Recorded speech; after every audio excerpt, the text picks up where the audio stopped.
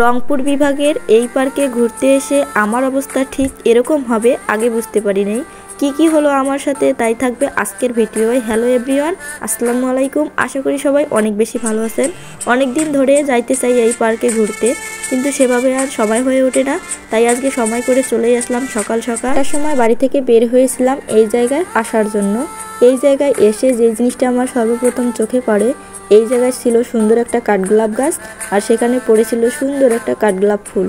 আগে আমি সর্বপ্রথম সেটাই কুড়িয়ে নিলাম আর সুন্দর মতো আমার হিজাবে সেট করে নিব। সত্যি কথা বলতে প্রথম আমি অনেক বেশি খুশি ছিলাম এই জায়গায় আসতে পেরে, কারণ অনেক দিন ধরে ইচ্ছা আমার এই জায়গায় ঘুরতে আসার জন্য। কিন্তু লাস্ট পর্যায়ে গিয়ে আমার সাথে এরকম হবে জানলে হয়তো এই জায়গায় আসা নিয়ে এত বেশি আশা করতাম না আমি। এখন হয়তো অনেকে ভাবতেছেন সুন্দরই তো আছে জায়গাটা, তাহলে আপনার সাথে কি এমন হলো যে এরকম করে বলতেছেন?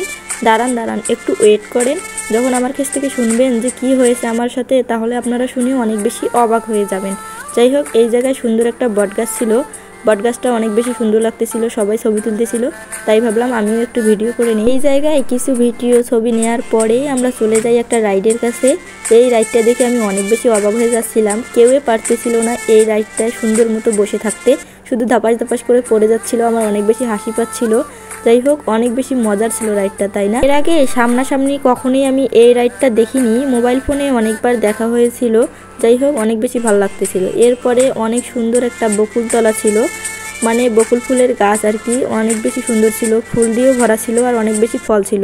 তাই এই জায়গায় ছায়াও ছিল, যা রোদ ছিল দুপুর টাইমে পার্কে ঘুরতে গেলে যা হয় আর কি। এই জায়গায় একটু রেস্ট করে নিলাম। জীবনে এই মনে হয় প্রথম পার্ক, যেই পার্ক আমি শেষ না করেই চলে আসছি।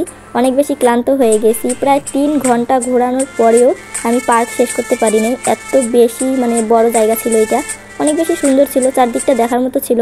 কিন্তু আমি অনেক বেশি হাঁপাই গেছি, আমার অনেক বেশি কষ্ট হচ্ছিল হাঁটতে। আমাকে দেখেই বুঝতে পারছেন আমার আর ভালো লাগতেছিল না এগুলো পার্ক। আর এই পার্কের মধ্যে এত জায়গা, যে জায়গাগুলো আপনাকে ভিডিও করে দেখে আমি শেষ করতে পারবো না, তাই আপনারা নিজেরাই এসে দেখতে পারেন। এত বেশি সুন্দর হোক, কিন্তু এরিয়াটা অনেক বেশি বড় ছিল।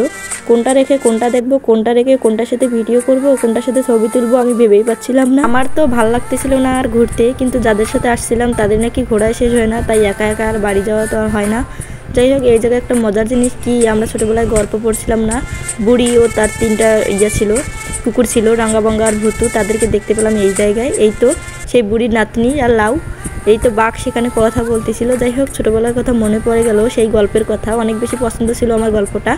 কে এই গল্পটা পড়ছেন অবশ্যই কমেন্ট বক্সে বলে যাবেন। এখন হয়তো অনেকে ভাবতেছেন শুধু পার্ক বলতেছেন, পার্কটার নাম তো বললেন না, তাহলে আমরা কিভাবে যাব? রংপুর বিভাগের এই পার্কটা চেনে না এমন মানুষ মনে হয় খুঁজে পাওয়া যাবে না। যেই পার্কের এক কথা সবাই শুধু নামটা বললেই চিনবে, ভিন্ন জগৎ পার্ক। ছোটোবেলা থেকে আমিও শুনে আসছি, কিন্তু আসা হয়নি কখনো, এটাই ফার্স্ট টাইম। শুধু বলতাম আমি যাব, কিন্তু আজকে আসার পর বুঝলাম কীরকম লাগে। অনেক বেশি খারাপ লাগছিল, ক্লান্ত লাগছিল এরকম বড় পার্ক ঘুরে। জায়গাটা কিন্তু অনেক বেশি সুন্দর ছিল।